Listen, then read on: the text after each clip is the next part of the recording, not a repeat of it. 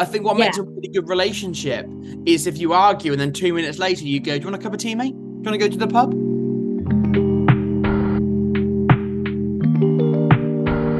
First of all, huge fan of the show. I'd love to go back to the beginning before we get into season 3.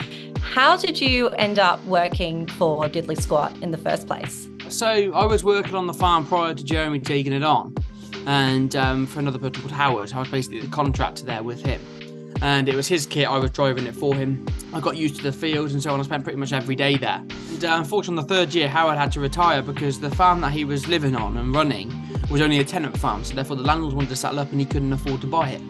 So he retired, and I said, well, that's okay. I'll go and work for my own company that I started when I was 16 years old, and work for myself full time. And so I did that. And then it was in that time when Cheerful Charlie approached me and said, Kaleb, can you please look after the farm for two months until Jeremy takes it on? I said, whoa. So back up a little bit. What did you just say? He said, oh, take the farm. I said, no, I can take the farm. That's not a problem. But I said, what did you say after that? He said, oh, Jeremy taking on the farm. I said, no, he's not. Now, I looked after the farm as a contractor for 2 months while Jeremy was doing Grand Tour and so on. And it was in that time I interviewed other people to play my role, which I didn't mind. I wanted the farming, and I got the contract for the farming. And it wasn't until the last day when the director stopped me and said, can you just go and pop up and see Jeremy in the office? And that's like going back the first time you ever see me on Clarkson's Farm Series 1. Yeah, I remember. So that was basically your audition and you didn't know it happened. No. What was your impression of Jeremy? What did you know about him before you actually met in person? I wouldn't say that I really watched all of his stuff, because I don't really watch TV, to be honest. I'm so busy. When we was going up there, and obviously everyone was like, do you watch Top Gear? And so I said, no, I don't actually. And, have you seen Grand Tour? I've seen little bits of it when family members are watching it or stuff like that. But I haven't really sat down and watched the whole thing, if that makes sense. So... And when he said, I'm going to farm, and then, of course, I started talking to him, I wanted to try and read the room, if that makes sense. I like trying to read the room. So I'm asking him simple questions like, so, have you, when do you drill and wheat and stuff like that? And he's going, oh, I don't know. And I'm going, oh, God, this is going to be hard work, isn't it? And you were right, though, let's be honest. Oh, God, it's the most difficult job I've ever had in my life. I've done a lot of jobs, mind. I'm 25 years old, but I started farming at 12 years old. And honestly, God, my forehead's got bigger and bigger because of stress level. And your hair is your thing. Season 1, you're going, I'm figuring out the perfect hairstyle. Let's go. Yeah, my dad's completely bald, so I know for a damn fact that one day I'm going to end up like that. So I thought I want to go and try all these different hairstyles and then find the one that I love the most. And then stick with it. Well, I found the one I love the most, which is definitely the perm. I love having the perm. It looks great. And then all of a sudden, I remember last summer, I was washing it, and all of a sudden clumps of my hair were just falling out because it was so dry. Get some oils in there. You need a hair care routine. You've got to moisturise that hair, that's for sure. When you're flat out farming doing 21 hours a day, the last thing you want to do is come home and moisturise your hair. You said it's the hardest job of your life. Obviously, as we see on the show, farming is a really, really tough gig. But I can imagine that, Jeremy's ideas, different schemes, as it were, makes it a little bit harder. Plus, you got a camera crew following you around. What makes it? What do you find challenging? What makes it hard? What I find really challenging is when he goes, "I've got an idea." I go, "Here we go."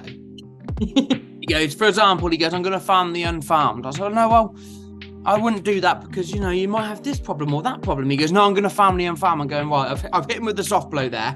I'm going to go a little bit more aggressive now to say no. Well, I don't do that. And then, of course, he goes, "No, I'm going to farm. I'm going to do this." And I go, "For fuck's sake, here we go. Your idea is shit. We're not doing it." That's it. So I do try it with a lighter touch every now, because I'm a nice person. I don't mean to be horrible all the time. I'm a nice person.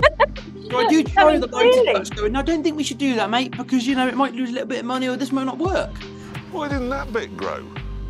Because you didn't turn the fan on to let the seed come through, to put it in the ground until How did the fan know to come on there and the other end then? I'm surprised, to be honest, you got that far because it'd been beeping at you. You guys have this banter which comes across so beautifully on screen, but clearly there's a lot of love there. What's your relationship like outside of you telling him some of his harebrained ideas are a bit shit? I think, our relationship's really good. I think hopefully that you see that. I think it's a good relationship. Of course, everyone in this day and age can argue. But I think what makes a really good relationship is if you argue and then 2 minutes later you go, do you want a cup of tea, mate? Do you want to go to the pub? Has he given you advice in navigating, you know, the TV media side of things? No, hopefully I've taught him a thing or two about farming. But at the same time, he's taught me so much about the TV industry and brought me into it, which I'm very grateful of. And actually, I really enjoy it. So who knows what the future holds? You started farming at 12. You were working this farm. You know, you were a guy who clearly like loves his hometown, loves his job. And suddenly there are millions of people around the world who know your name, who watch your show, who follow you on Instagram. You have put out a couple books. Like, how are you coping with that change? I'm still where I started. I'm still sat here now. I jump on a tractor this very day. So therefore, I don't get consumed with all this stuff going on around me. I can just go and sit in a tractor for 18 hours and just sit on my own. I mean, I'm a friendly person. I'll speak to anybody. So therefore, I'll probably spend more time talking to people now. If someone asks for a selfie, I go, yeah, where did you come from? You know, and just get chat. And then all of a sudden, I'm going, gosh, it's 3 hours later. I better go and do some work. What's the response? I mean, one of the things that stuck out for me in season 1 is the way you spoke to Jeremy, particularly around like some stupid decision he made in the field. And you're like, no, people will send locations, like they'll come and laugh at you.